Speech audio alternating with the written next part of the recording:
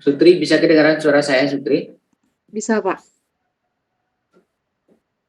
Bisa, Pak.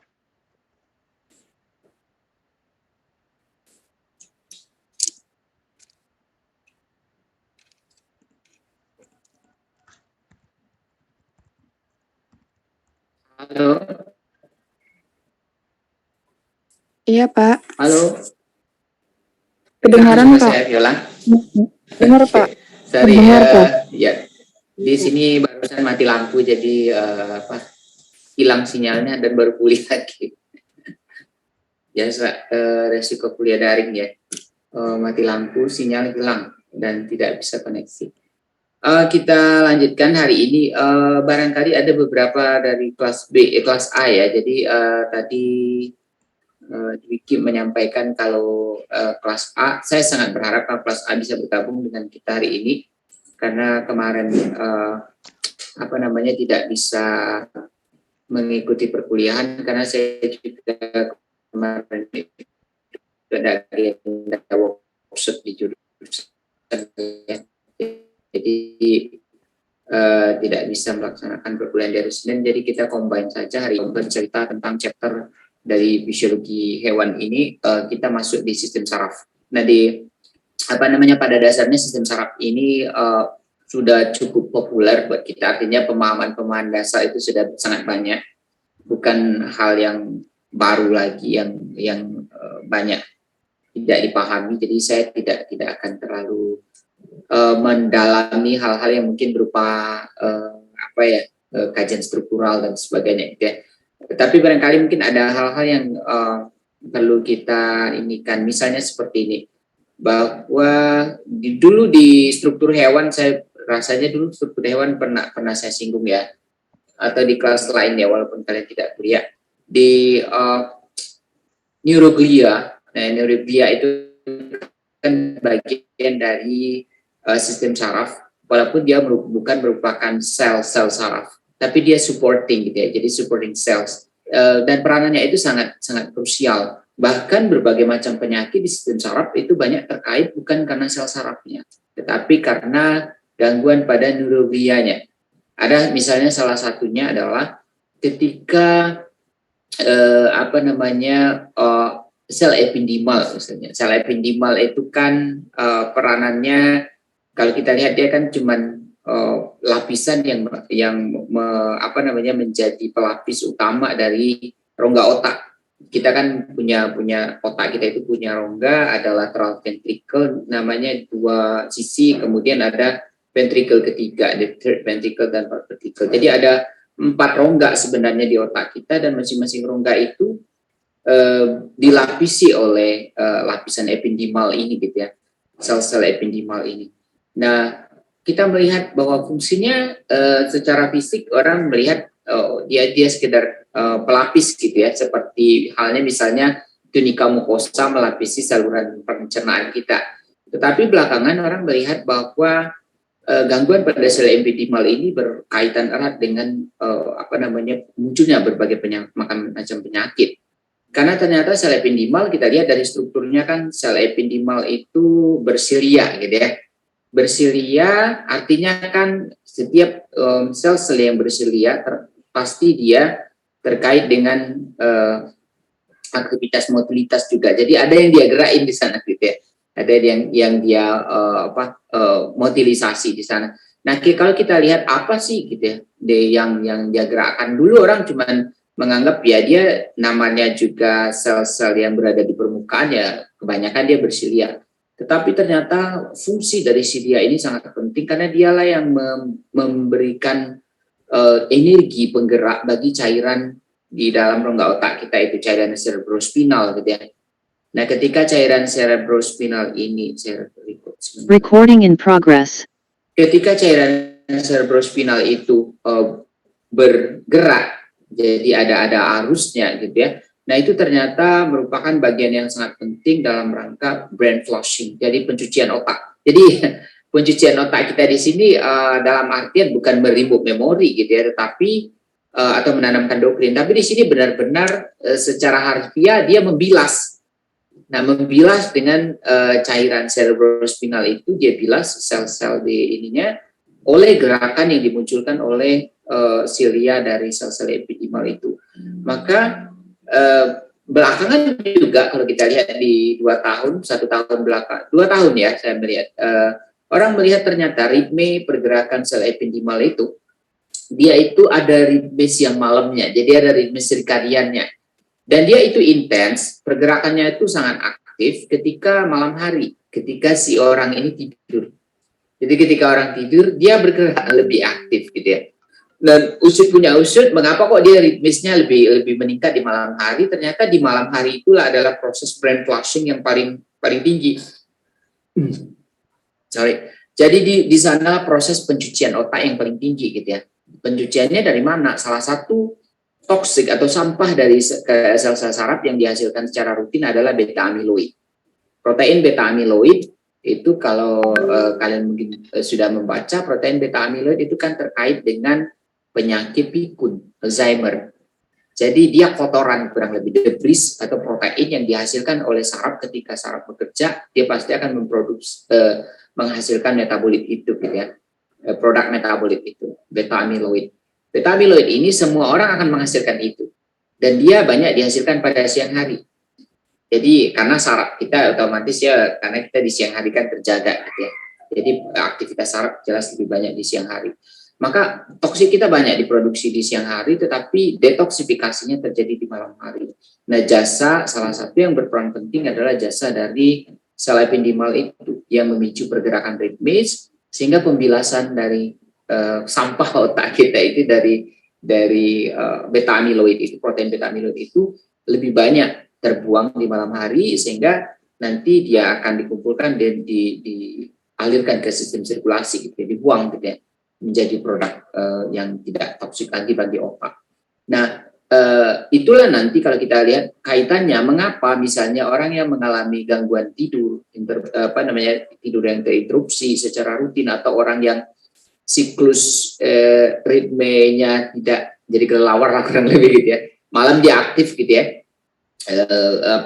bekerja fisik dan sebagainya, atau misalnya orang-orang yang kerja shift gitu ya, shift malam dan sebagainya. Itu mengapa dari cohort dari studi yang dilakukan orang, mengapa resiko menderita Alzheimer itu memang tinggi gitu ya bagi orang-orang yang mengalami gangguan seperti itu, gangguan ritme sirkadiannya. Jadi dia aktif di malam hari ya, misalnya kalau kita lihat kan perawat salah satunya ya, perawat itu kan dia punya shift malam, siklus kerjanya kadang-kala ada sampai shift malam. Jadi dia selalu, atau misalnya karyawan pabrik itu kalau di beberapa perusahaan kan kadang-kadang mereka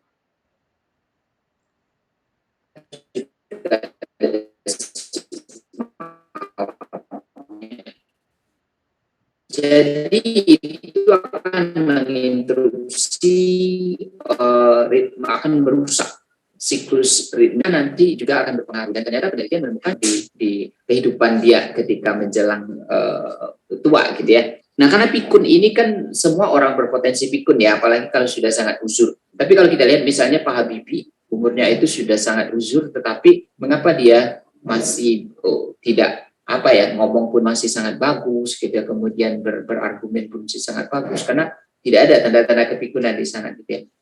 Nah, tua itu tidak mesti akan berhubungan dengan pikun, tetapi memang resiko bagi orang-orang yang lebih tua kan memang kepikunan gitu ya.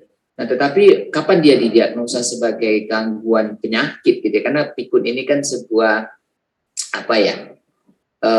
ya kalau dibilang sunatullah enggak juga gitu ya. Artinya kan semua orang juga nanti akan ini, kalau dia sudah sangat tua akan pikun gitu ya.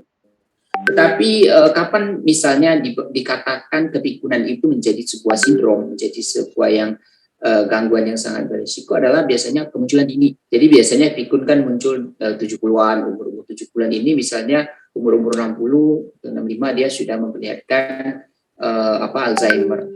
Nah, di sana studi menunjukkan bahwa orang-orang yang mengalami kepikunan dini atau Alzheimer itu dia berasosiasi dengan gangguan kinerja siklus ininya, sebenarnya siklus aktivitasnya. Jadi dia lebih banyak terganggu gitu ya. Atau misalnya orang-orang yang mengalami gangguan tidur. Jadi banyak seperti itu ya, orang insomnia ketika malam dia nggak mau tidur gitu, susah, nggak bisa tidur.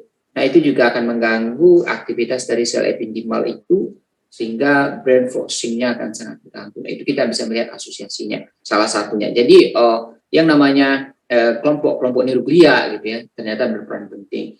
Atau kalau kita lihat misalnya astrosit gitu ya, astrosit itu kan dia perannya banyak. Jadi dia mensuplai nutrien, jadi kayak seksi konsumsi gitu ya bagi sistem saraf. Dialah yang mensuplai nutrien supaya sel-sel saraf bisa mendapatkan nutrien-nutrien yang dibutuhkan, tapi sekaligus dia menjadi struktur yang membentuk barir atau pelindung sel-sel saraf supaya dia terpisah dengan kapiler darah gitu ya. Jadi kapiler darah, kalau kalian juga sudah membaca di referensi, kapiler darah di otak itu berbeda dengan kapiler darah di sistem perifer.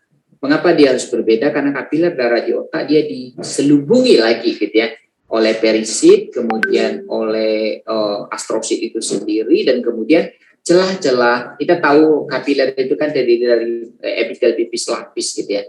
Jadi ada epitel pipis lapis.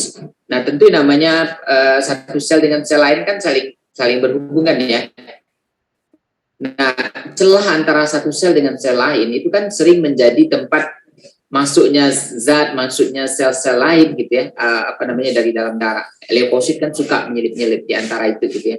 Jadi kalau pada sel saraf itu justru dieratkan, jadi benar-benar diketatkan hubungan antar sel itu, kemudian di atasnya dilapisi juga dengan perisit, kemudian di atasnya lagi ada astrosit. Jadi benar-benar diselubungi supaya apa? Supaya zat-zat yang berada di dalam darah. Kita tahu darah itu kan berisi berbagai macam. Kita makan obat, kita makan pengawet dan sebagainya, semuanya akan sampai ke darah. Gitu.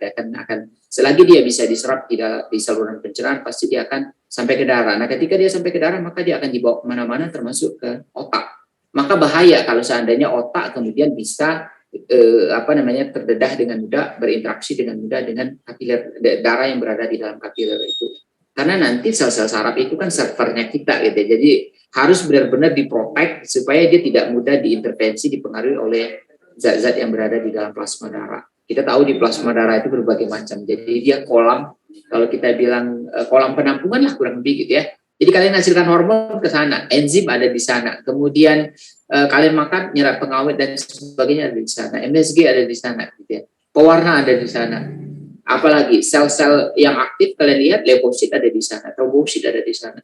Dan kita tahu leukosit itu kan memiliki kemampuan bermigrasi. Bayangkan misalnya otak-otak kita, sel-sel saraf kita itu kemudian diinvasi oleh leukosit banyak-banyak, gitu ya. Jadi itu berisiko. Nah, jadi kita melihat di sana ternyata sel astrosit juga sangat penting. Maka terjadinya gangguan pada astrosit juga akan menyebabkan sel saraf kita itu mudah sekali mengalami gangguan, bahkan kerusakan. Misalnya kalian makan pengawet, maka kalian akan menjadi sangat sensitif dengan zat-zat toksik yang masuk ke dalam tubuh. Karena kita tidak bisa memastikan makanan yang kita makan tiap hari, misalnya kalian makan ikan, mana tahu kita ikan ini mengandung apa, karena misalnya dari laut, entah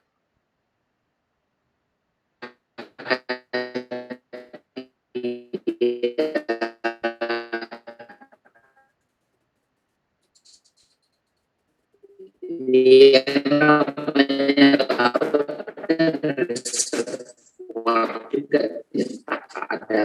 ada toksik apa, ada sayur yang entah ada pestisida. Tetapi mengapa otak kita memang karena tadi ada barrier dengan sel saraf itu yang susunannya pada dasarnya adalah astrosit itu sendiri, kemudian perisit yang melapisi di bawahnya. Jadi dia benar-benar secara fisik dijaga ketat. Tetapi kita melihat begini, pada pengobatan kanker itu misalnya entahkah itu diberikan secara oral, entahkah itu diberikan secara intravena, misalnya dengan diinfus pada orang yang mengalami kemoterapi, misalnya ketika dia kena kanker otak, maka dia menjalani kemoterapi, dia akan diinfuskan gitu ya obatnya, atau yang diberikan secara oral. Itu mengapa kemoterapi, kemudian kebanyakan obat-obat untuk sel kanker otak itu tidak mempan. Nah, ini sebenarnya ininya gitu ya. Salah satu penyebabnya adalah karena obat itu tidak mampu menembus blood-brain barrier. Ya, jadi diimpus ke darah atau dimasukkan di dalam saluran pencernaan, kita telan, kemudian masuk ke darah. Tetapi ketika dia berada di dalam pembuluh darah mencapai kapiler di otak, ketika dia ingin menyeberang blood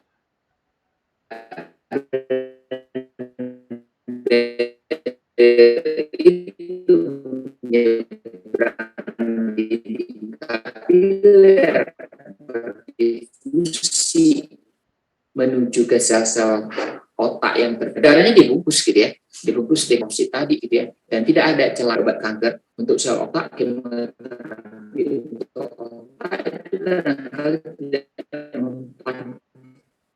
Karena pertama ukuran partikelnya tidak mampu menembus blood-brain barrier. Dengan stimulasi elektromagnetik dan ya, semacam gelombang elektromagnetik. Jadi ketika orang diberi obat itu, kemudian orang tersebut distimulasi otaknya itu dengan elektromagnetik dengan harapan mengapa? Supaya blood-brain barrier itu merenggang. Jadi ketika obat dimasukkan ke dalam darah, kemudian blood-brain barrier-nya direnggangkan. Dengan begitu kan obat yang dari darah kan bisa masuk menuju ke sel-sel kanker itu. Nah, itu pada uji preklinis sudah berhasil gitu ya. Jadi dia berhasil untuk memasukkan lah kurang lebih ya, memasukkan zat obat itu dari Pak, maaf Pak, suaranya ke sel-sel kanker yang ditarget itu. Oke, ini sinyal susah. Sinyal kayaknya, sinyal saya unstable. Oke, sekarang sudah kedengaran lagi? sekarang udah Pak, cuman kadang di saat tertentu aja gitu Pak. Oke. Karena sinyal unstable katanya di sini. Kalau sudah mati lampu nih banyak bayar Senin katanya. Karena bergiliran sekarang di sini juga 21 minggu ya. Ya, jadi cerita saya tadi adalah bagaimana kita melihat bahwa sel-sel neuroglia atau komponen-komponen neuroglia itu ternyata walaupun dia bukan merupakan sel saraf, tetapi dia memegang peran kunci dalam fungsi-fungsi dari sel saraf itu sendiri, dan implikasinya seperti apa gitu ya, mulai dari munculnya penyakit, dan kemudian juga dalam gangguan kendala-kendala dalam menterapi, terutama tadi misalnya ketika kita ingin memasukkan obat-obat untuk kanker otak, itu tidak mudah untuk mencapai sel saraf karena molekulnya rata-rata cukup besar dan tidak bisa menembus blood-brain barrier itu. Nah, jadi orang mengembangkan dengan stimulasi elektromagnetik supaya blood-brain barrier-nya renggang.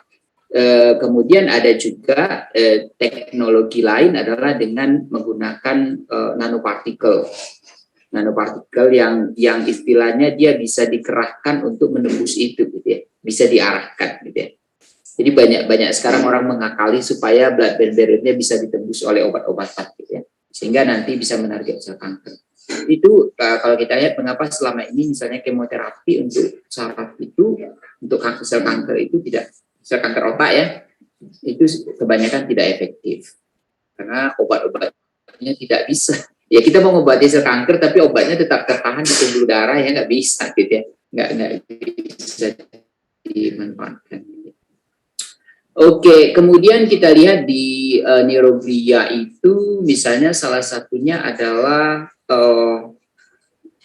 oligodendrosit gitu ya. Oligodendrosit itu kan perannya dalam menghasilkan selubung mielin. Nah, ini ternyata ada penyakit yang selubung mielin tidak terbentuk. Kita tahu selubung mielin itu penting untuk mempercepat pemindahan sinyal lah, kurang lebih impuls ya, dari satu posisi ke posisi lain di sepanjang akson.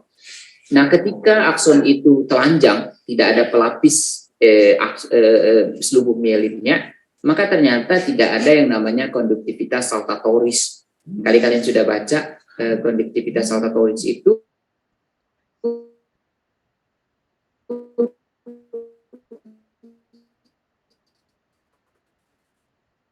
terbentuk akibat ada akson itu, ada yang daerahnya yang tidak terselubungi oleh myelin, ada yang terselubungi dari satu posisi ke posisi lain.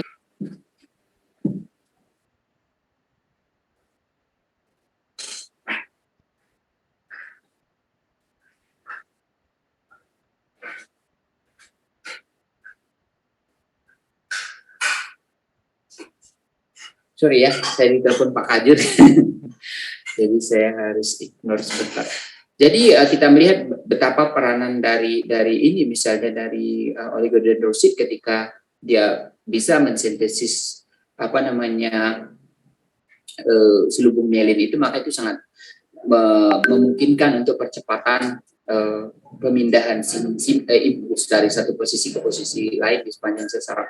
Nah, ketika impuls itu berjalan dari satu posisi ke posisi lain dengan berlari, itu pasti melambat ya, gitu ya. Nah, itu misalnya akan menyebabkan orang mengalami kelumpuhan total. Jadi banyak penyakit genetik yang secara genetik dia tidak oligodendrositnya tidak bisa menghasilkan selubung myelin. Konsekuensinya informasi itu berjalannya serba lambat, gitu ya. Maka individu itu salah satunya dia akan mengalami kelumpuhan total, gitu ya. Jadi kelumpuhan fisik, dan kemudian kenapa stimulus itu sangat berjalan lambat gitu di sana, ya. Tidak ada konduksi saltatoris. Baik, saya akan jadi kita masuk diskusi saja. Saya menyampaikan itu beberapa hal yang mungkin menjadi ini kita, gitu ya, menjadi pengantar buat kita tentang sistem saraf ini. Kemudian banyak hal pada dasarnya di sistem saraf ini yang menjadi fenomena-fenomena yang barangkali fantastis kalau kita bisa menyampaikannya, gitu ya, dan menyebutkannya sebagai fenomena fantastis. Mengapa begitu? Karena kalau kita lihat saraf itu kan bekerja berdasarkan aktivitas listrik, gitu ya, aktivitas listrik. Nah, dari mana sumber listriknya, gitu ya? Jadi kalau kita lihat kan saraf kita itu terdiri dari jutaan bahkan miliaran sel-sel, gitu, yang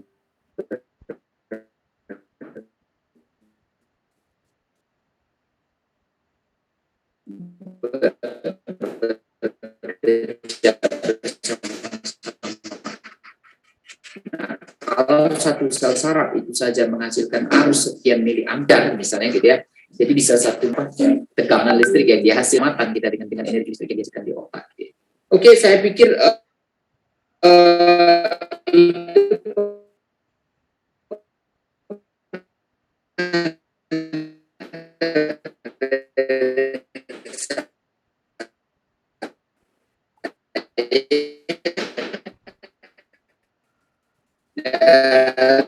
sekarang kita masuki diskusi, terutama kita fokus ke materi dulu, materi utama.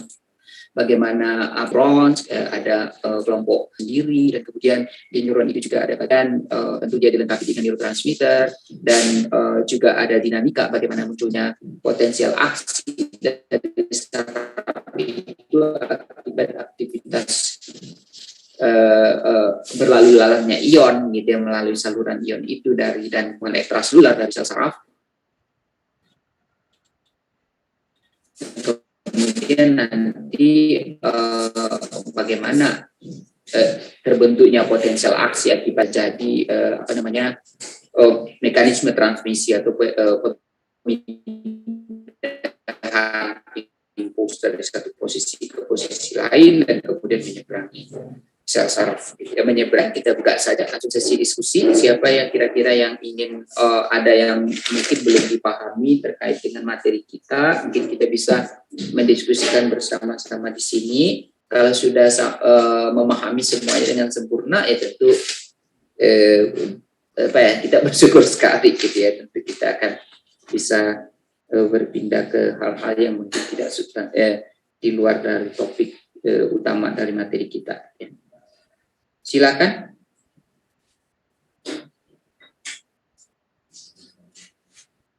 Ada yang ingin ditanyakan terkait dengan sistem saraf ini?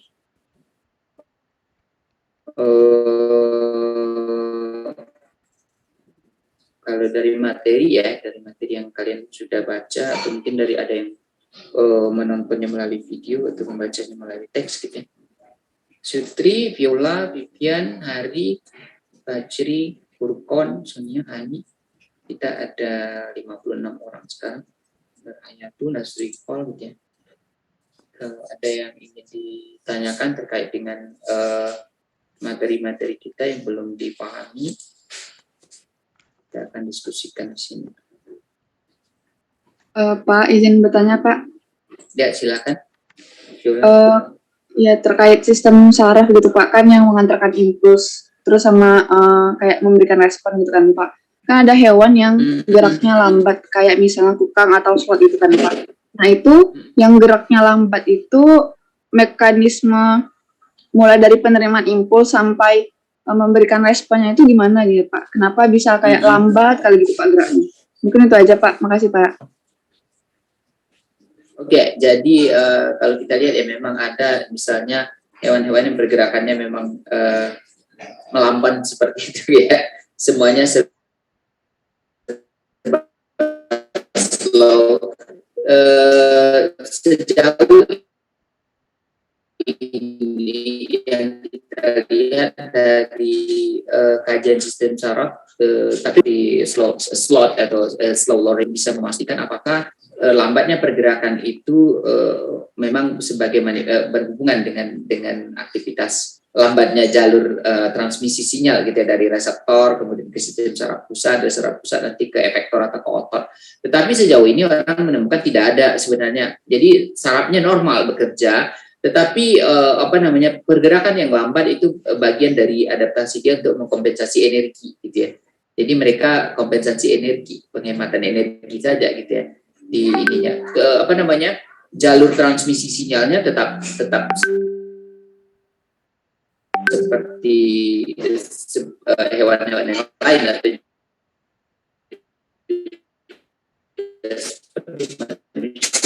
cepat perjalanannya dengan juga terjadi konduksi yang lancar, jadi bagus gitu ya. Itu pemahaman syarat pada kelompok hewan-hewan bergerak lambat itu memang tidak terlalu banyak gitu. Jadi bisa jadi mungkin misalnya ada mekanisme tertentu yang menyebabkan misalnya stimulasi dari sistem saraf ke otot misalnya memang tidak seagresif, tidak secepat diproses dengan ini. Entah di ototnya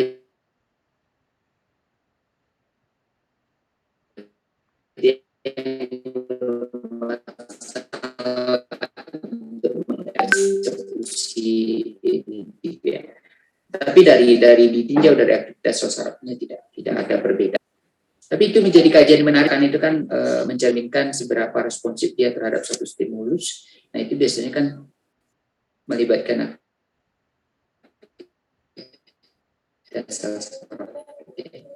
apakah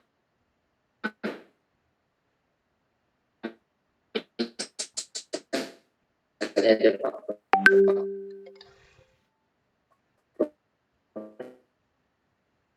lain, apakah jumlah neurotransmitter yang dihasilkan gitu ya. Ada lagi yang ingin bertanya terkait dengan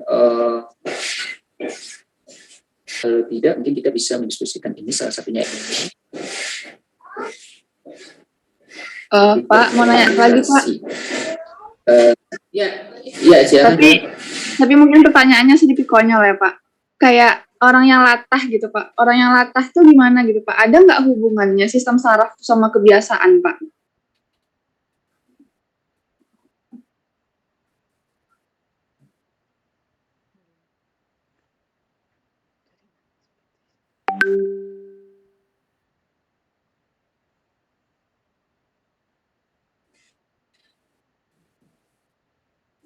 Mungkin rata itu kan rata-rata kan terbentuk, kemudian dia langsung rata. Tindakan reaktif dia memang ada kaitannya dengan kinerja sel saraf pada dasarnya. Karena kan dari stimulus yang dia terima dan kemudian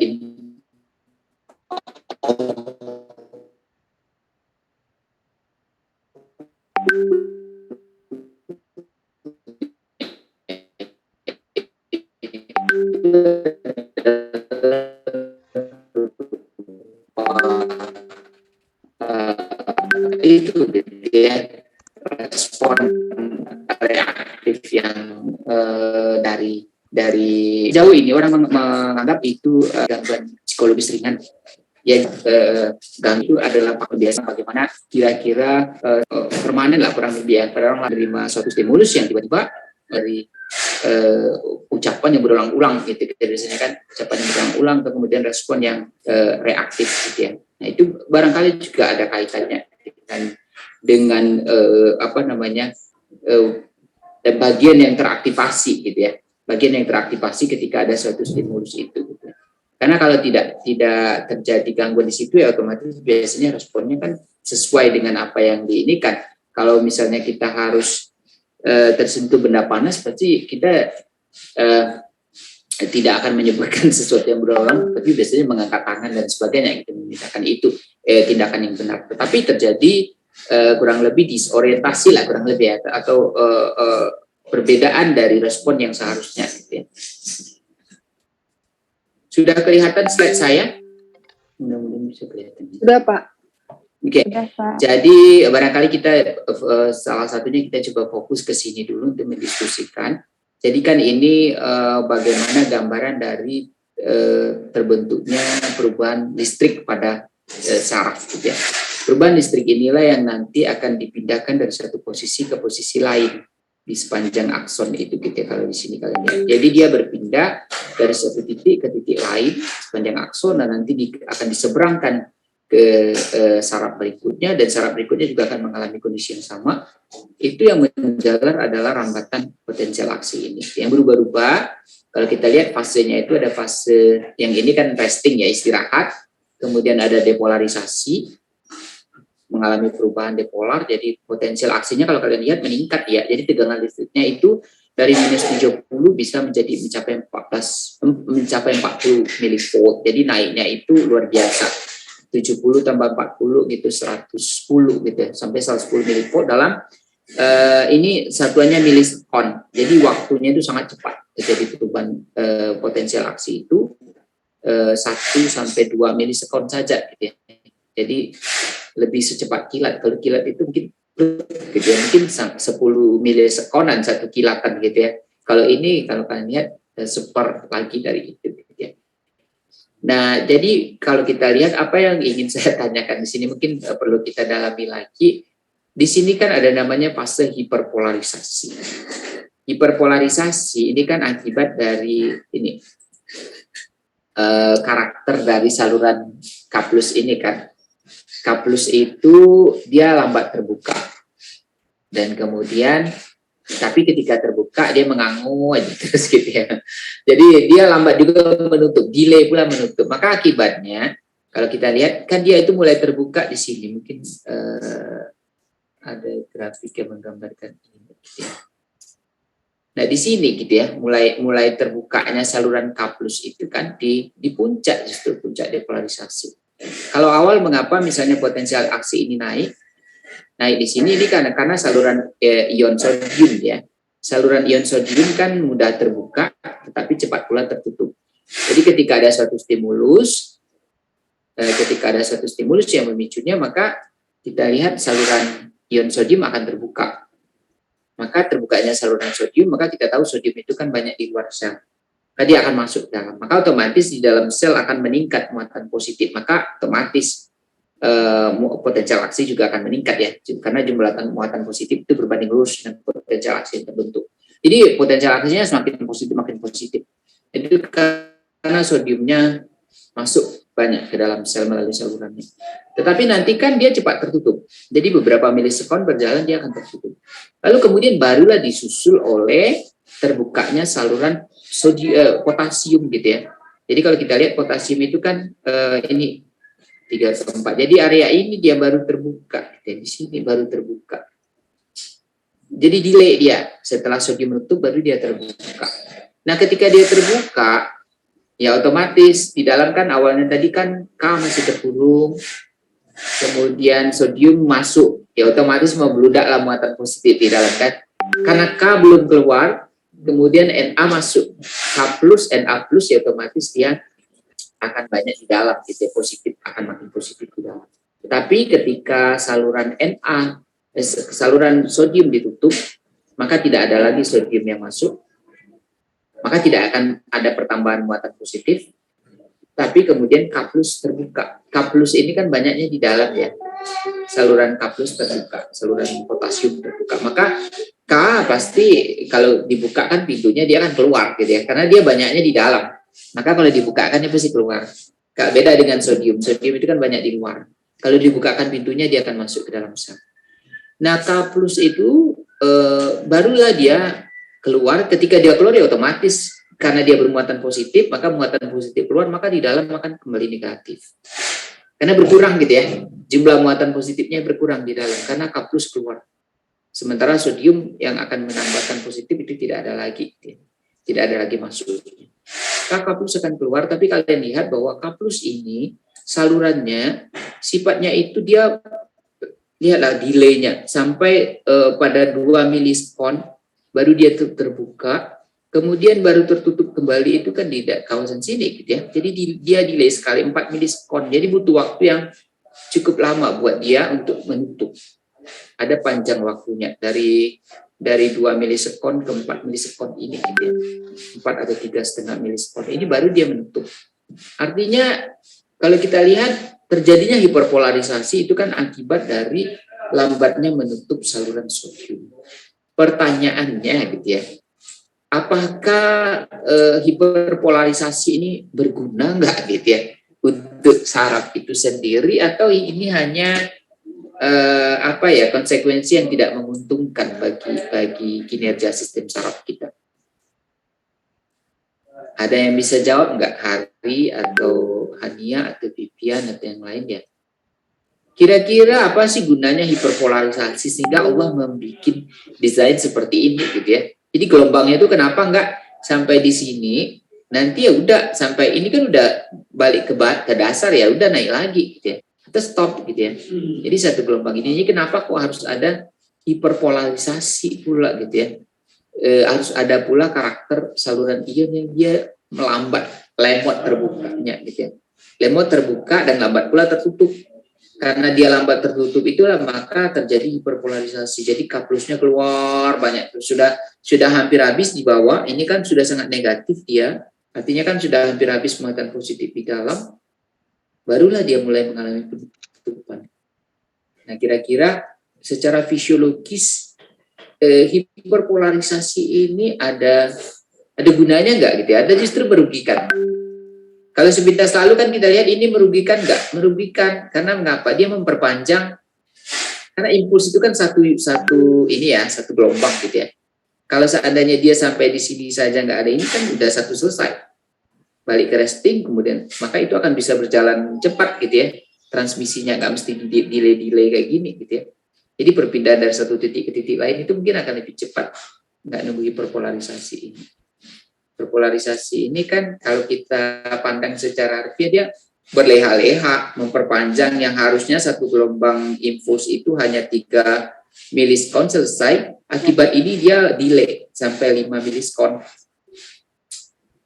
Artinya kan ada perpanjangan waktu.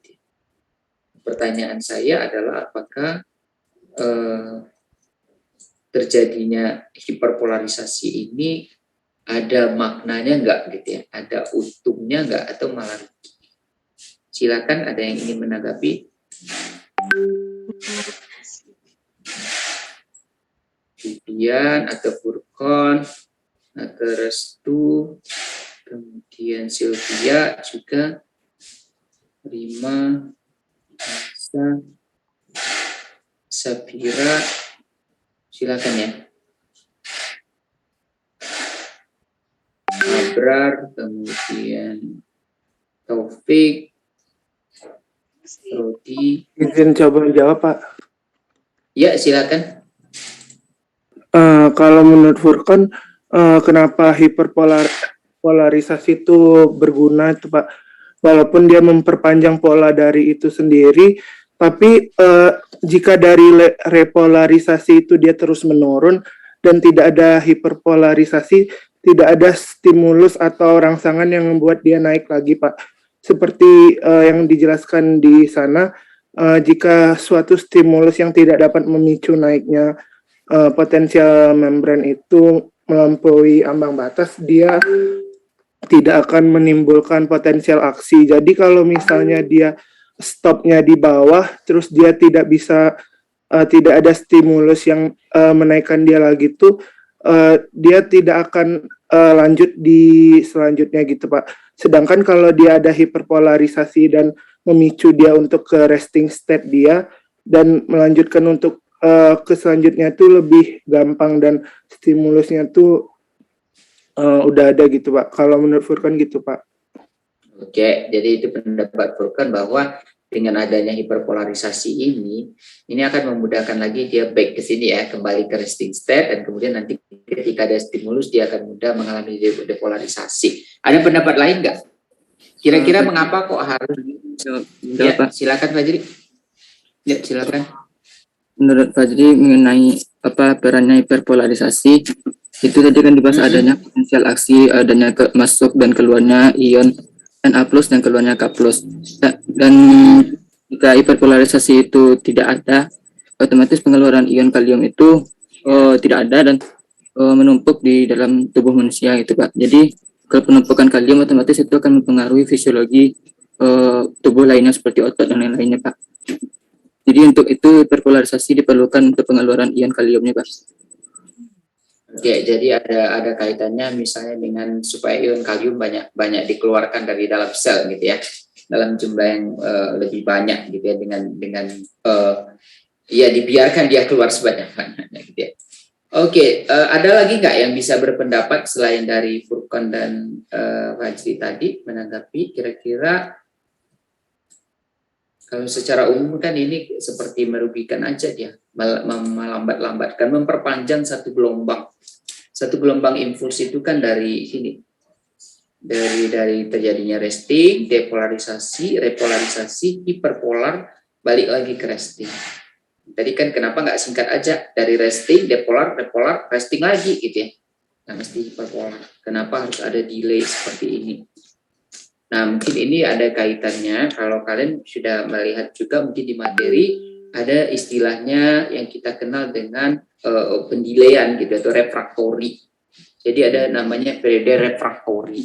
Periode refraktori itu apa? Adalah periode ketika saraf.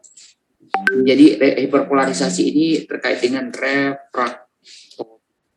Refraktori itu kurang lebih periode tidak responsif atau ya responsif dengan apa dia, dengan stimulus yang datang. Jadi ketika ada hiperpolarisasi, maka saraf itu berada dalam kondisi dia akan mengabaikan semua stimulus yang datang sebesar apapun stimulus. Jadi ketika gelombang saraf kita, ketika aktivitas saraf kita itu sedang di fase hiperpolarisasi, mau kita kasih stimulus sebesar apapun, dia tidak akan membentuk depolarisasi. Jadi apa gunanya kalau begitu? Itu adalah dalam rangka supaya ada jeda dari satu gelombang ke gelombang lain yang dikirimkan. Kalian bisa bayangkan satu gelombang ini, mungkin saya punya ilustrasi enggak ya untuk stimulus. Saya coba akan browsing stimulasi ya. Jadi dalam proses transmisi sinyal, semakin rapat atau semakin banyak gelombang yang terbentuk, artinya kan semakin banyak, semakin intens informasi yang diberikan kepada efektor gitu ya. Jadi untuk saya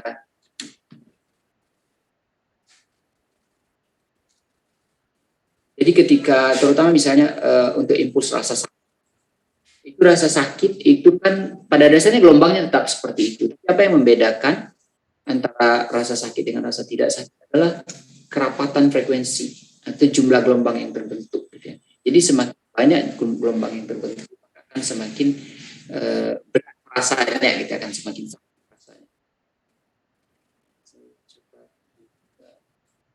Ya, saya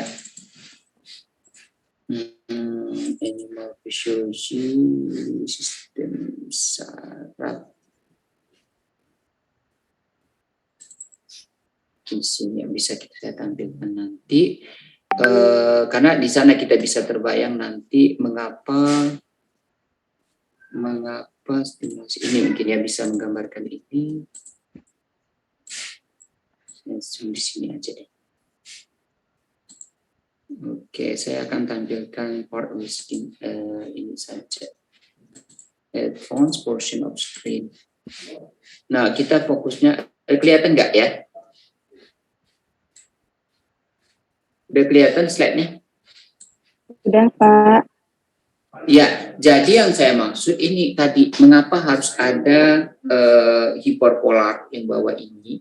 Kalau kalian lihat ini misalnya adalah di reseptor lidah kita, bagaimana sistem saraf itu memproses sehingga ketika ada stimulus, misalnya kalau ini molekul gula, jadi ketika tanpa ada gula, kalian lihat ini frekuensinya, gelombang yang terbentuk itu jarang. Tapi ketika molekul atau stimulus itu tinggi intensitasnya, maka kalian lihat kerapatan gelombang itu tambah rapat. Kalau di sini kan cuma ada 3 kali gelombang potensial aksi yang terbentuk. Tetapi dengan adanya stimulus, misalnya di sini hambar, di sini ada molekul gula yang menimbulkan potensial aksi, kalian lihat itu frekuensinya meningkat berkali lipat, sampai 3 kali lipat gitu ya, 3 atau 4 kali lipat meningkat. Jadi kerapatannya itu. Nah, kerapatan inilah yang menentukan intensitas aktivitas yang muncul kemudian. Kalau misalnya kalian disayat, rasa sakit. Jadi ini bisa digunakan untuk mengukur rasa sakit. Rasa sakit itu bisa terukur dari apa? Dari jumlah frekuensi dari gelombang ini yang terbentuk. Jadi semakin sakit rasanya, pasti itu dan frekuensinya makin tinggi. Gitu. Suara juga seperti itu, gitu ya. Jadi gelombang suara yang tinggi akan menimbulkan frekuensi dinamika potensial aksi kita itu semakin dekat, gitu ya, semakin rapat, ya, semakin frekuens, semakin sering terjadi. Jadi ini misalnya dalam waktu yang sama, anggaplah ini satu sekon, dalam 1 sekon misalnya terbentuk 3 potensial aksi saja. Tetapi ketika terjadi stimulus yang besar dengan intensitas yang besar, maka dia bisa memicu kerapatan frekuensi yang lebih banyak. Nah, ini kalau seandainya setiap gelombang ini menimbulkan satu kontraksi, misalnya kalau dia menstimulasi otak, kalau ini kan gula ya, tentu ke sensor untuk area kita pengecap, gitu ya, untuk sensasi rasa. Tapi misalnya ini adalah untuk saraf motorik, misalnya yang nanti menjadi penjalan perintahnya, kalian bayangkan satu gelombang ini menimbulkan satu kontraksi. Kemudian nanti akan terjadi relaksasi, lalu satu kontraksi lagi. Artinya kan dengan satu stimulus hanya terbentuk 3 kali kontraksi. Bayangkan kalian ketika stimulus itu berlipat ganda seperti ini, maka akan bergetar seperti, jadi akan kejang-kejang dengan cepat, gitu ya. Nah, itu konsekuensi yang dihindari dari adanya hiperpolarisasi tadi. Karena mengapa? Dengan adanya hiperpolarisasi itu akan menyebabkan stimulus yang datang kemudian itu akan diabaikan. Jadi diselesaikan dulu gelombang ini, satu gelombang. Lalu kemudian ketika ada stimulus barulah setelah fase resting itu baru dia akan kembali lagi, gitu, muncul ininya, gitu ya, muncul lagi gelombang ini, gitu ya, yang kita lihat, muncul lagi gelombang dari satu gelombang ini. Jadi kalau kita lihat apa gunanya periode ini adalah periode di mana membuat, jadi dia bukan, Allah mendesain ini bukan hanya untuk memperpanjang waktu penjalanan suatu gelombang potensial aksi, tetapi ada gunanya adalah karena disinilah yang ketika saraf kita berada pada fase ini kelistrikannya, maka ketika ada stimulus yang datang menyusul kemudian menstimulasi dia, maka ini tidak akan terjadi. Saraf ini menjadi tidak menerima stimulus itu. Kan artinya kan diselesaikan dulu respon terhadap stimulus ini, baru kemudian menyusul, kemudian setelah di sini baru dia akan masuk lagi ke sini. Jadi ketika resting state baru dia kemudian akan kembali ke fase yang dia bisa distimulasi. Tapi selama pada periode refraktori ini saraf kita menjadi bebal, istilahnya dia tidak akan menerima stimulus baru. Jadi mengapa begitu ya? Karena itulah yang menyelamatkan kita dari gangguan stimulus yang berlebih-lebihan kemudian, gitu ya. Jadi kalau ada rasa sakit mungkin bisa diselesaikan satu gelombang gitu ya, atau kemudian ketika ada stimulus yang menyebabkan misalnya kita harus melakukan kontraksi otot, maka ya kontraksinya juga tidak akan seintens ketika misalnya gelombang stimulus ini hanya diperpendek, tidak ada periode refraktori, karena stimulus yang datang terus-menerus nanti akan membahayakan pelaksana tugasnya gitu ya, pelaksana tugasnya. Jadi kalau kita melihat luar biasa desain Allah untuk menjaga supaya sistem saraf kita itu bekerja dengan sangat bagus. Jadi bukan berarti lemotnya menutupnya saluran kalsium itu atau saluran potasium itu merugikan, justru dia menguntungkan dalam rangka untuk melindungi supaya saraf yang pelaksana tugas kita ini nanti, entah saraf berikutnya, entah otot atau apa gitu ya, itu tidak mengalami stimulasi yang berlebihan gitu ya. Karena frekuensi, ingat ya, kalau kita ingin ini intensitasnya gitu ya. Kalau kalian mendengar suara yang lemah dengan suara yang tinggi, apa sih bedanya kalau kita rekam? Bedanya itu adalah gelombangnya akan tetap sama seperti ini. Jadi gelombangnya itu ada resting, depolar, repolar, hiperpolar, resting lagi. Tapi apa yang membedakan kalau divisualisasikan seperti tadi pula tadi juga. Bedanya itu adalah jumlah gelombang yang terbentuk, frekuensinya kalau gitu. Jadi frequency-nya seberapa sering. Jadi ada gunanya seperti itu ya. Untuk delay-nya. Oke, pertanyaan berikutnya. Kita lihat kan di sini seperti yang disampaikan Furqan tadi, ada masanya bahwa suatu stimulus itu akan diabaikan.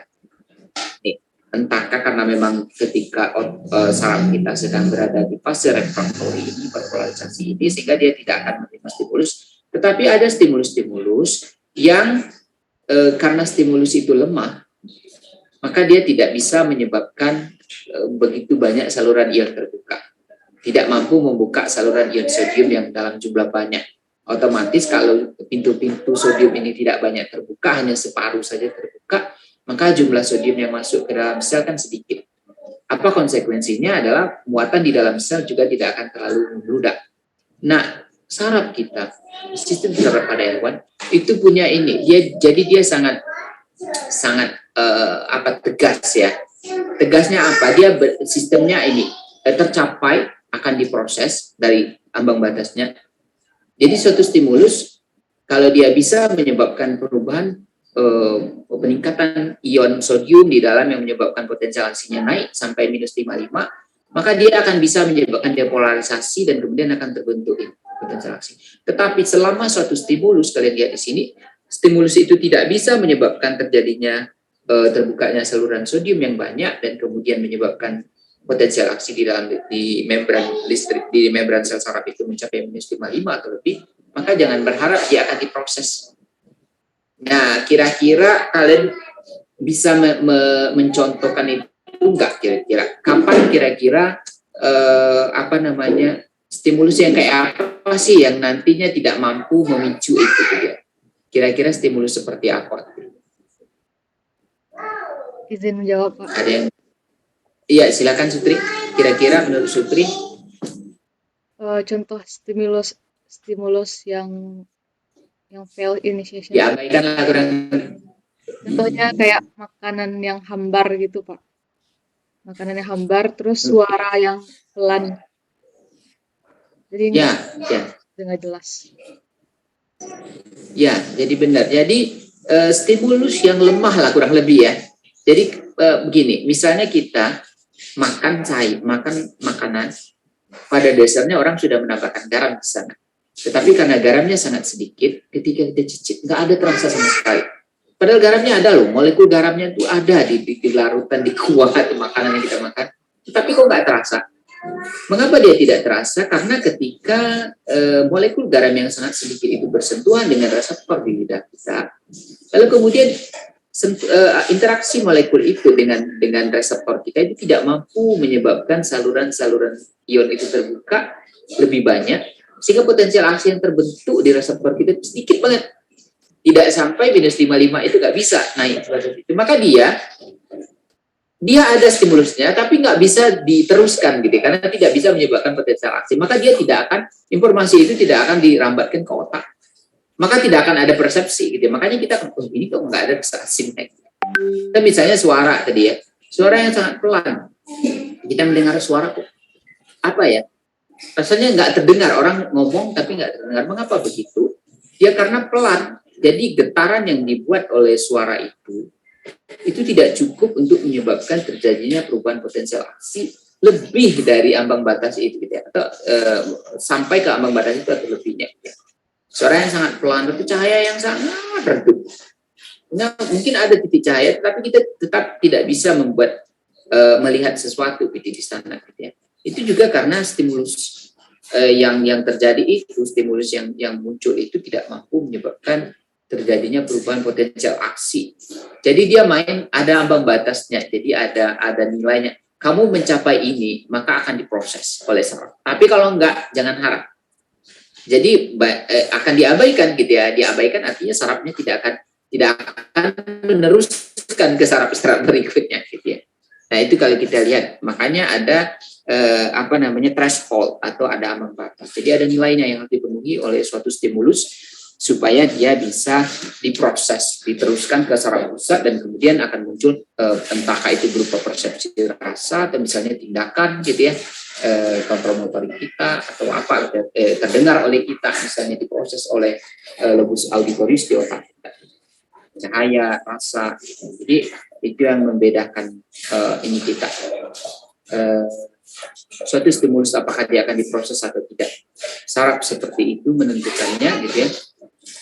Kemudian oke, terima kasih Sutri. Kemudian saya ini kita pindah ke cerita lain.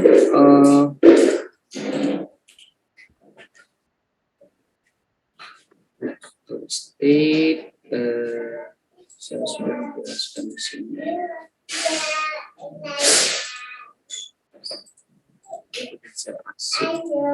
Mungkin kita lari ke sinaps aja gitu ya. Jadi sinaps, kita cerita tentang sinaps.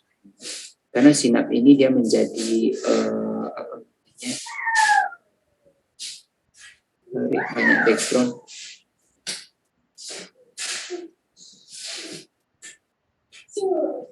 Lebih kecil.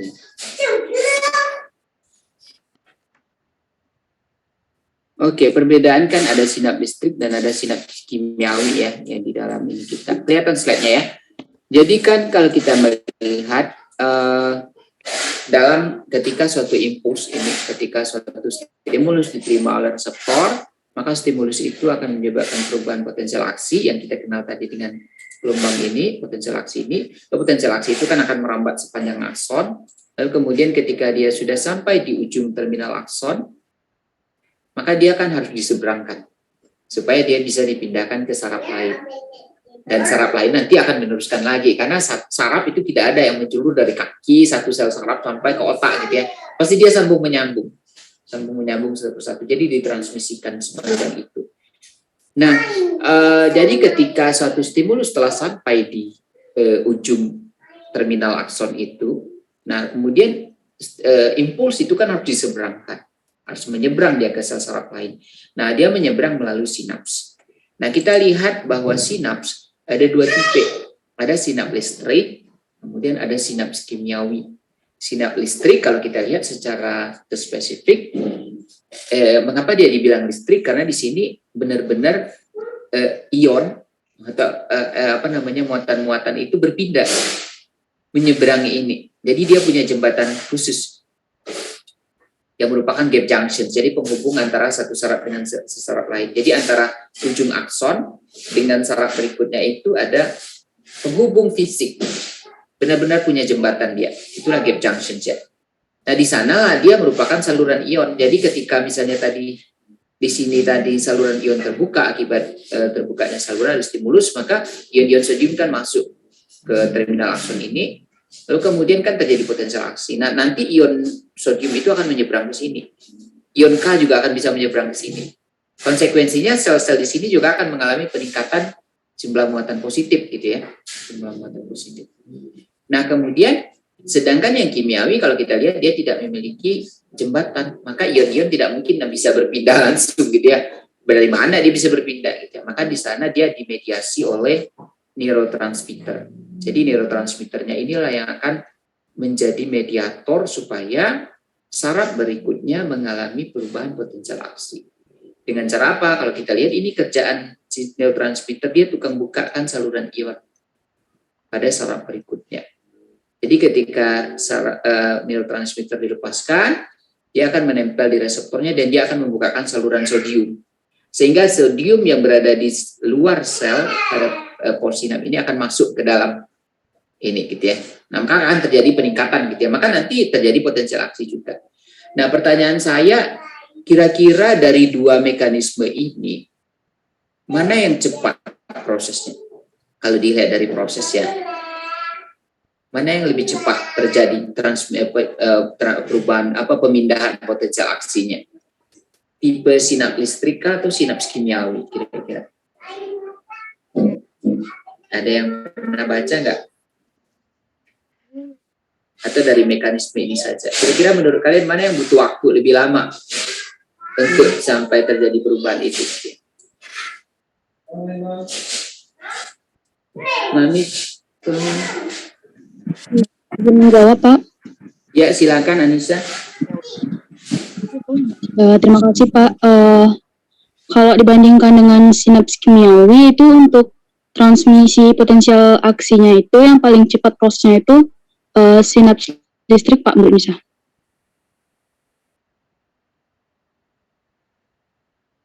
Itu yang lebih cepat ya, Anissa? Iya, Pak. Oke.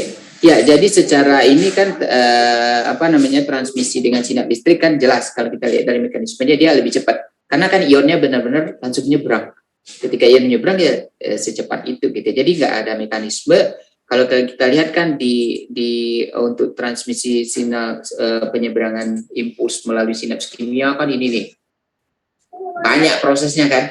Jadi mulai dari harus terbukanya saluran kalsium dulu, kemudian kalsium meningkat akan menyebabkan vesikel-vesikel neurotransmitter ini bergerak dulu ke sini. Ketika dia bergerak ke sini ada fusi membran antara kantong pembungkus neurotransmitter dengan membran dari akson ini, lalulah kemudian terjadi eksositosis, lalu kemudian neurotransmitternya akan dilepaskan dan akan menempel di reseptor. Setelah dia menempel di reseptornya, barulah dia akan memicu terbukanya saluran sodium. Ketika saluran sodium terbuka, barulah sodium meningkat, di dalam sodium masuk dan kemudian akan terjadi peningkatan muatan positif. Baru terjadi potensial aksi. Artinya kan lama gitu. Jadi benar bahwa yang lebih cepat adalah transmisi sinyal secara listrik gitu ya. Tetapi kalau kita lihat di sistem tubuh kita, kira-kira mana tubuh kita dan hewan ya? Mana yang lebih banyak transmisi itu, terutama vertebrata? Secara listrik atau secara kimiawi? Yang kimiawi, Pak. Kimiawi ya. Jadi kalau kita lihat dari mekanismenya, lebih cepat sinap listrik, tetapi ketika ditelusuri di berbagai sistem saraf, ternyata yang mendominasi adalah mekanismenya kerja dengan mekanisme sinaps kimiawi. Jadi transmisi sinyal itu berlangsung dengan mediasi neurotransmitter dengan jasa neurotransmitter itu gitu ya, tukang bukain saluran ion sehingga nanti yang ini mengalami depolarisasi juga. Nah, kalau kita lihat kelemahan dari sinap listrik, apa kelemahannya? Itu adalah dia bisa bersifat bolak-balik. Mengapa bolak-balik? Kalian lihat di sini, kan ion bisa menyeberang ke sini. Tapi ketika dilakukan stimulus di daerah sini, nanti ionnya bisa jadi ketika ion di sini meningkat, ion bisa berbalik ke sana, ke saraf tadi, sehingga nanti arah perambatan potensial aksi itu bisa berbalik arah. Yang seharusnya tadi misalnya, jadi dia tidak sejalur dari reseptor, kemudian neuron sensoris, kemudian neuron motoris, kemudian ke efektor.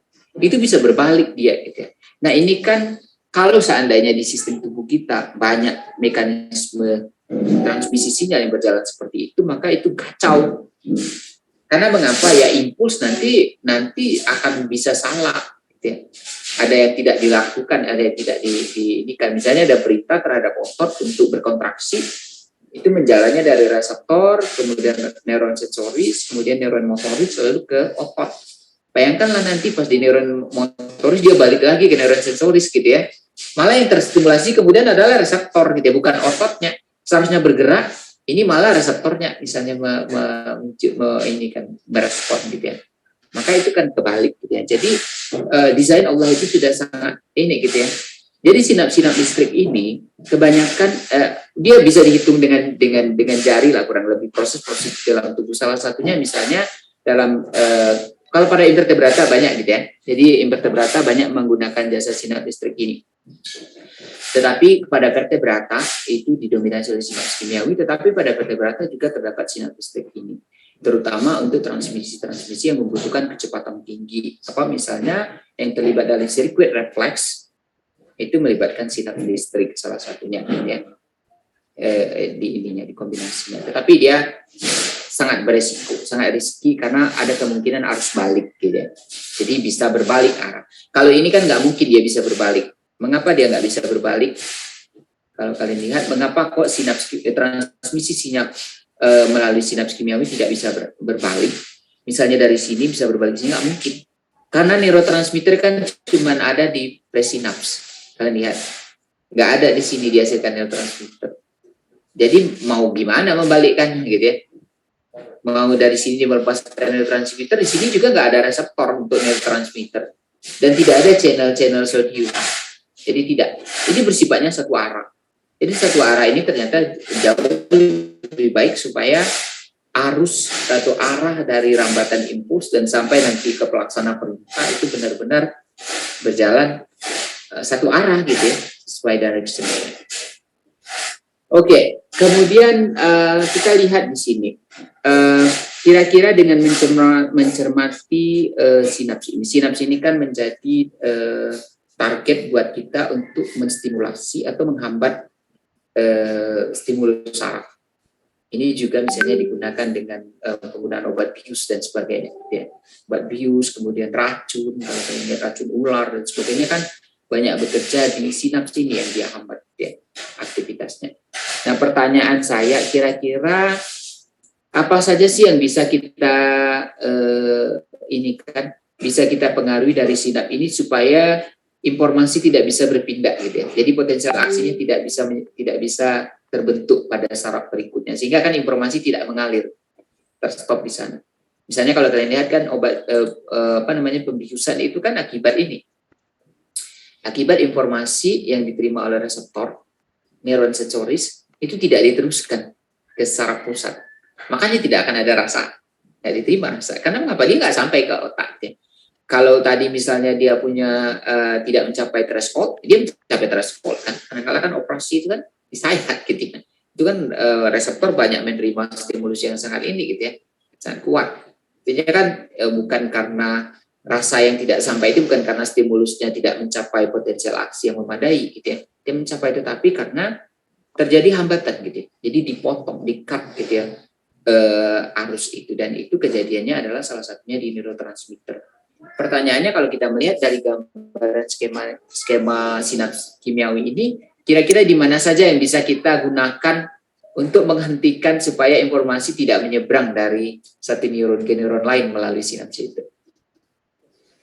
Ada yang bisa membantu untuk ini kan memberikan opininya, untuk pendapatnya? Ini kan ada fasenya, ada 2, ada 3, kemudian ada 4, ada 5, ada 6. Kira-kira menurut kalian di mana saja kira-kira bisa kita intervensi? Furkan misalnya kalau mau bikin kalau Furkan menginjeksikan ini kan kebanyakan bisa kobra itu kan bersifat neurotoksik ya. Neurotoksik dia, jadi dia bisa menyebabkan kelumpuhan dan sebagainya. Kalau predator rata-rata kan targetnya melumpuhkan mangsa dengan racun dan sebagainya. Ada yang bisa membantu kira-kira apa saja dari skema ini, mana saja yang bisa kita hentikan dengan intervensi obat gitu ya. Sehingga nanti tidak terjadi arus informasi dari satu saraf ke saraf berikutnya, sehingga tidak akan diseberangkan informasi. Maka itu bisa menyebabkan misalnya seharusnya ada sensasi rasa sakit, maka tidak akan ada rasa sakit, misalnya coba bius, dan misalnya seharusnya ada pergerakan, ada kontraksi otot, maka tidak akan terjadi kontraksi otot karena informasi tidak bisa menyeberang dari sinaps ini. Silakan, ada yang ingin menanggapi menurut kalian kira-kira di bagian mana saja? Mungkin yang di bagian NA plusnya Pak. Oke. Karena bisa untuk anestesi biasanya Pak. Oke, Viola, menurut Viola adalah di salah satunya adalah di NA plus ini, maksudnya di saluran NA-nya, Viola?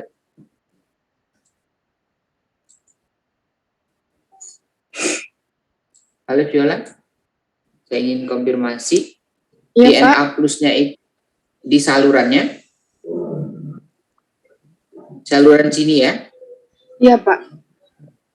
Ya, jadi ya ada zat-zat yang karakternya memblokir saluran ion sodium. Jadi ketika saluran ion sodium itu diblokir, banyak zat, termasuk misalnya bisa kalajengking, spider, juga dia bersifat memblokir saluran sodium. Jadi ada zat yang dia itu cara memblokirnya itu adalah dia meniru neurotransmitter. Jadi dialah yang menempel di channel itu, tapi karena dia bukan merupakan neurotransmitter, maka dia tidak bisa membuka saluran sodium itu. Sementara ketika ada neurotransmitter yang mau menempel, dia sudah terhalangi oleh zat toksik tadi, gitu ya, atau zat obat tadi. Sehingga nanti dia tidak akan pernah terbuka saluran sodium itu. Dan neurotransmitter nggak bisa nempel di reseptornya. Maka tidak akan ada potensial aksi di sini karena ion Na nggak bisa masuk, terhalang di luar, tetap di luar dia gitu ya. Maka tidak akan ada terjadi perubahan potensial aksi. Itu salah satunya. Kemudian kalau kita lihat misalnya racun ikan buntal itu dia tidak di sini, tidak di saluran sodium, tapi di saluran K. Racun ikan buntal tetraodotoksin gitu ya. Mengapa orang banyak mati dengan makan misalnya hati ikan buntal atau telur gonadnya ya, ovarium itu banyak mengandung TTX, tetraodontoksin. Jadi kalian hati-hati kalau makan ikan buntal gitu ya. Kalau misalnya di Danau Singkarak kan ada ya tetraodontoksin di batang ombilinnya. Di daerah-daerah muara juga banyak biasanya ikan buntal itu. Ikan buntal itu dia menghasilkan racun tetraodontoksin. Tetraodontoksin ini sebenarnya bukan dia yang mensintesis. Itu adalah racun dari alga yang dia konsumsi. Tetapi dia menimbunnya. Nah, racun TTX itu dia peroleh dari kelompok, kalau nggak salah dari kelompok Dinoflagellata apa ya, pokoknya dari kelompok alga yang dia konsumsi. Nah, racun itu diakumulasi, ada yang diakumulasi di hati dan diakumulasi di gonad, ada juga yang di kulit. Jadi dia menumpuk di daerah-daerah itu, maka ketika misalnya seseorang mengkonsumsi hatinya, maka orang itu mati. Mengapa dia mati? Matinya itu adalah karena tetraodontoksinnya memblokir saluran K+. Sehingga kita tahu K+ tadi kan sangat penting gitu ya untuk menyebabkan terjadinya potensial aksi kan. Kalau saluran K+ tertutup, maka tidak akan ada gelombang yang namanya repolarisasi. Ini. Maka sampai depolarisasi berhenti gitu ya. Maka orang tersebut tidak akan ada stimulus saraf untuk ke otot-ototnya. Jadi kebanyakan orang keracunan TTX itu kan akibat dari gagalnya stimulus saraf, terutama saraf otonom yang memicu kontraksi dari diafragma untuk paru-paru. Sehingga dia itu, dan jantung biasanya juga ya, untuk kontraksi atau jantung juga bisa terganggu di sana. Sehingga orang tersebut gagal bernafas. Gagal bernafasnya sebenarnya karena otot diafragmanya tidak berkontraksi relaksasi gitu, dan di otot di rongga dadanya juga tidak berkontraksi relaksasi. Karena mengapa? Karena stimulus saraf yang bisa menstimulasi otot itu tidak bekerja gitu ya. Karena terblokir gitu. Jadi itu kita bisa memblokir saluran ionnya. Jadi di saluran ion sodium atau saluran kalsium juga bisa Viola ya. Jadi ada kalau kita blok saluran kalsium ini, banyak zat-zat ini kimiawi yang bisa memblokir saluran ini. Jadi dia rata-rata zat pemblokir itu adalah zat-zat yang kurang lebih antagonis lah ya. Jadi dia karakternya mirip, tetapi ketika dia berinteraksi, dia itu tidak akan menyebabkan terbukanya saluran itu. Dia menempel, menyebabkan saluran itu tidak bisa ditempeli oleh ligan sebenarnya. Gitu. Jadi oleh neurotransmitter atau apa yang molekul yang tertentu, maka akan tertutup. Kita lihat di sini kalau saluran kalsium tertutup oleh satu zat yang bisa menghambat tertutupnya. Ini banyak obat yang bisa menghambat ini, maka jangan harap kalsium bisa masuk. Maka ketika kalsium tidak masuk ke dalam ini, maka tidak akan terjadi neurotransmitter ini bisa dilepaskan. Maka juga akan ramai. Jadi kebanyakan zat-zat toksik itu dia mengintervensi saluran ion. Ada yang namanya bloker saluran sodium, bloker saluran potasium, kemudian bloker saluran kalsium gitu. Jadi setiap ion itu punya zat-zat yang berpotensi untuk memblokirnya, hingga dia bisa tidak bisa terbuka. Kalau dia bisa tidak terbuka, maka jangan harap ada perubahan muatan listrik di dalam sel gitu ya, karena ion-ion tidak bisa bermobilisasi. Nah, kemudian jauh lebih hulu lagi pada dasarnya banyak zat yang bisa menghambat terbentuknya neurotransmitter. Jadi sejak neurotransmitter ini sudah bisa diintervensi. Banyak obat yang digunakan misalnya dia menghambat pembentukan neurotransmitter. Jadi sejak di biosintesis neurotransmitter itu sendiri sudah dihambat. Ada obat yang memblokir saluran, menghambat pembentukan neurotransmitter. Ada yang menghambatnya pelepasan eksositosis ini yang dihambat. Jadi ketika neurotransmitter mau dilepaskan, dia tetap dikurung di dalam vesikelnya. Maka juga tidak akan pernah terjadi aktivitas saraf. Tapi kalau dia di obat bius, kebanyakan dia mainnya adalah memblokir saluran potasium dan juga saluran kalsium itu menjadi target ya, untuk di sana gitu ya, untuk dihambat, sehingga transmisi tidak akan bisa sampai ke nyebrang ke saraf lain. Maka dibedah ya dibiarin aja, di saya nggak terasa gitu di sana karena transmisi sinyal itu di stop.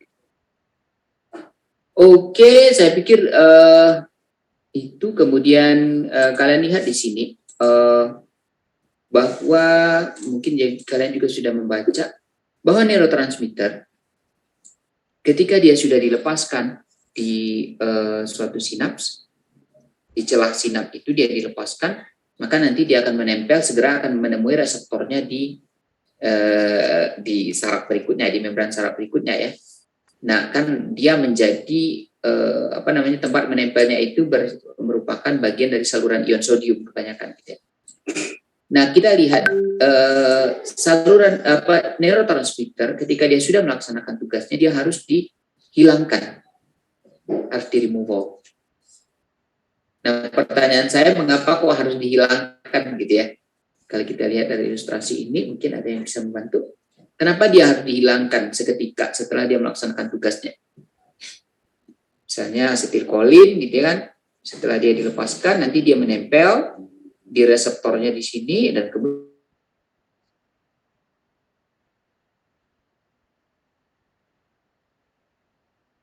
kemudian setelah dia menempel, kan dia membuka saluran ion. Setelah itu dia harus segera dihancurkan, harus dihilangkan dengan 3 atau diri apek, ditarik kembali dari neurotransmitter baru, dia menjauh dari posisi sinaps. Ya. Apa resikonya kira-kira? Ada yang bisa membantu untuk menjelaskan itu? Ya, silakan. Cipri. Kalau neurotransmitternya itu lanjut terus, lewat terus ke saluran terus bekerja, Pak. Jadi misalnya kalau misalnya kerjanya tuh di otot, berarti nanti bakalan kerja terus menerus, Pak. Misalnya pada tetanus itu akan terjadi kejang karena ototnya tuh saraf di ototnya tuh bekerja terus, Pak. Ya, jadi selama ada neurotransmitter yang menempel pada reseptornya di dekat saluran sodium itu, maka saluran sodium akan terbuka terus. Kemudian ketika misalnya ada neurotransmitter yang juga membukakan saluran potasium, kan saluran potasium juga akan terbuka terus. Nah, ini kan bahaya. Mengapa bahayanya? Selama sodium masuk, maka potensial aksi muatan positif di dalam sel akan positif terus. Maka artinya dia akan menyebabkan gelombang stimulus terus-menerus kan. Maka selama dia menempel, maka stimulus akan terus-menerus datang. Maka misalnya ketika itu ujungnya nanti yang diperintahkan oleh stimulus itu adalah terjadinya kontraksi otot, maka akan terjadi kontraksi yang frekuen terus-menerus. Nah itulah salah satunya kalau kita lihat di tetanus gitu ya. Jadi ketika otot itu distimulus terus-menerus dengan intens, dengan frekuensi yang sangat intens, maka suatu ketika otot itu nggak sempat lagi berelaksasi. Jadi dia kencang, kaku gitu ya, nggak bisa lagi dia berelaksasi, maka dia kencang. Nah itu bisa beresiko. Gitu ya. Makanya kalau kita lihat Allah sudah mendesain ini neurotransmitter, kalau dia sudah melaksanakan tugasnya, sudah dia bukakan saluran sodium, sodium masuk, lalu kemudian potensial aksi tercapai, nanti akan tertutup saluran sodium. Kemudian neurotransmitternya harus segera dihilangkan di sana. Harus dihancurkan dengan enzim atau kemudian ditarik kembali reuptake atau kemudian dihanyutkan di sekitar situ. Karena selama neurotransmitter itu masih ada di celah itu, dia akan sangat aktif tuh. Dia sangat mudah menempel di reseptornya. Dia selalu berusaha mencari reseptornya gitu ya. Bahayanya ketika dia bertemu dengan reseptornya, dia akan berkonsekuensi membukakan gerbang bagi ion sodium atau kalau misalnya bisa juga membukakan ion potasium tadi, maka ion ini akan keluar masuk. Ketika ion keluar masuk, maka potensial aksi akan terbentuk terus-menerus gitu ya. Beresiko gitu ya. Stimulusnya terjadi terus-menerus gitu ya. Itu sangat berbahaya gitu ya. Bahayanya ya itu tadi gitu ya, karena efeknya akan dampaknya itu. Kalau terjadi misalnya yang diperintahkan oleh saraf itu nanti adalah kontraksi otot, maka perintah yang datang terus-menerus kepada otot itu ya seharusnya kan sekali berkontraksi saja kemudian relaksasi gitu ya. Ini kontraksi terus-menerus sehingga otot ini nggak punya jeda untuk berelaksasi, maka kencang nanti gitu ya. Karena stimulusnya datang terus-menerus. Oke, saya pikir karena waktu membatasi kita, ada yang ingin ditanyakan di ujian perkuliahan kita terkait ini atau hal lain yang mungkin belum dipahami.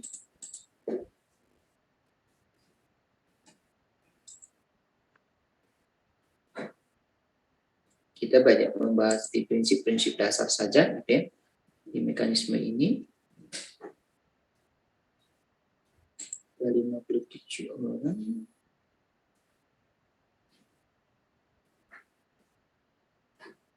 Oke, saya screenshot saja supaya saya mudah nanti.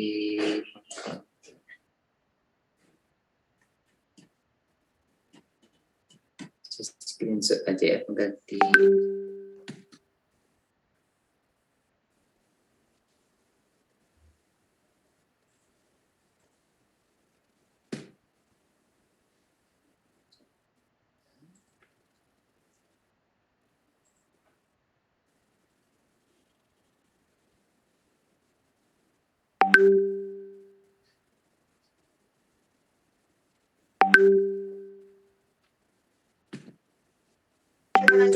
Pak, izin bertanya, Pak. Ya, silakan. Selagi saya Perkenalkan, Pak, nama saya Nur Hayatul Hanifah. Izin bertanya, Pak. Biasanya pada orang yang terkena stroke itu apakah otomatis sistem syarafnya itu berhenti, Pak? Soalnya ada pada beberapa kasus ada yang tangannya itu ketika diangkat tidak terasa gitu, Pak, atau kaku. Apakah syarafnya itu tidak menerima impuls lagi atau bagaimana itu, Pak? Terima kasih, Pak.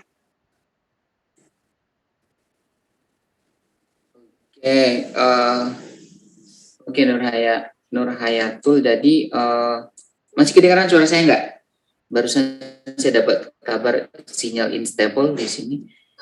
Jadi pada orang stroke itu kan gangguannya di otak. Otaknya di mana gitu ya. Jadi stroke itu kalau kita lihat kan ada stroke hemorrhagic, ada stroke ischemic gitu ya. Yang ada yang menyebab terjadinya pecahnya kapiler, ada yang terhambatnya tersumbat gitu ya. Jadi ada kapilernya pecah, ada yang kapilernya tersumbat. Tapi konsekuensi semuanya adalah terjadinya kematian sel. Karena sel-sel saraf itu ketika tidak ada aliran oksigen, tidak ada aliran nutrisi, terutama oksigen ya, Aliran oksigen itu hanya bisa ditolerir dalam kurang waktu dari 2 menit. Jadi ketika saraf tidak mendapatkan aliran oksigen yang memadai dalam kurun waktu 2 menit, maka saraf akan mati, saraf tersebut. Kemudian, itu kalau terjadi hambatan, terjadi pemblokan misalnya karena pembuluh darah yang terhambat di otak itu. Kemudian ada juga karena misalnya kapilernya pecah. Kapiler pecah, apa konsekuensinya? Darah merembes. Darah merembes, kemudian darah kan berisi berbagai gitu, berbagai macam, dan itu akan merusak sel saraf, sehingga sel-sel saraf yang dirembesi oleh darah itu kan mati. Darah sana mati. Jadi pada orang stroke, mengapa misalnya dia kemudian kehilangan kemampuan untuk menggerakkan tangan, menggerakkan kaki? Itu adalah karena saraf-saraf yang berperan dalam, itu kebanyakan korteks motorik gitu ya. Jadi saraf-saraf yang mengontrol untuk stimulasi otot, tangan, otot kaki gitu ya. Nah itulah yang rusak. Jadi kerusakannya itu kerusakan di otaknya pada stroke itu.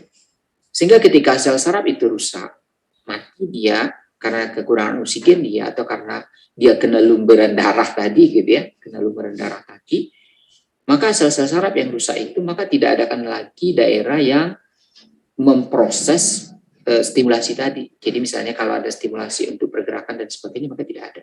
Nah kalau kita lihat kan orang stroke itu, kalau dia ini, karena kan saraf kita ini kan berbalikan ya, kalau yang sebelah kiri itu akan mengontrol aktivitas motorik kita sebelah kanan. Kalau yang sebelah kanan itu akan mengontrol aktivitas motorik sebelah kiri. Maka kalau orang misalnya mengalami stroke di daerah tertentu di otaknya, dan yang mengalami kerusakan itu adalah daerah motorik, daerah kontrol motorik, maka motoriknya akan terganggu. Jadi dia akan lumpuh sebelah. Ada yang kalau masih ringan ya biasanya kan karena mungkin sebelah tangan aja, nggak sampai ke kakinya. Tapi ada yang sampai parah kan, dia kaki dan tangannya lumpuh gitu ya. Jadi gangguannya itu akibat adalah kematian atau kerusakan dari sel-sel saraf tersebut. Ada juga yang hanya mengalami kekakuan lidah. Jadi dia tidak sampai mempengaruhi karena dia tergantung. Jadi tergantung di daerah mana yang mengalami kerusakan itu. Apakah di daerah yang berhubungan dengan kemampuan berbicara misalnya di daerah Broca area, maka mungkin nanti dia akan menjadi telo kurang lebih gitu ya.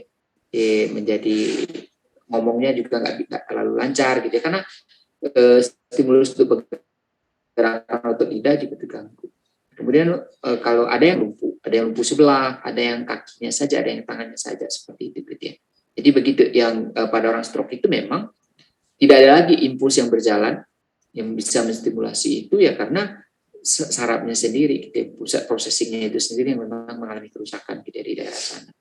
Makanya stroke itu macam-macam nanti outputnya, ada yang ringan saja ya karena kerusakannya sedikit gitu ya. Ada yang besar, luas. Misalnya kasus Pak Jabang, kali kenal Pak Jabang ya. Ya Pak Jabang itu kan beliau mengalami stroke, kemudian untungnya dia tidak sampai lumpuh kan. Karena mengapa? Daerah yang mengalami kerusakan itu bukan merupakan daerah yang mengontrol otot. Tapi kalau kita lihat Pak Jabang kan terganggu dengan lidah gitu ya sekarang ya. Jadi dia kalau mau ngomong itu kan susah ini.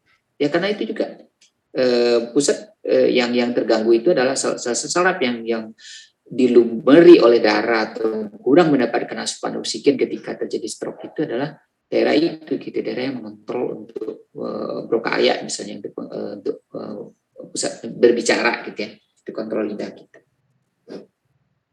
Tapi memang kalau kita lihat kan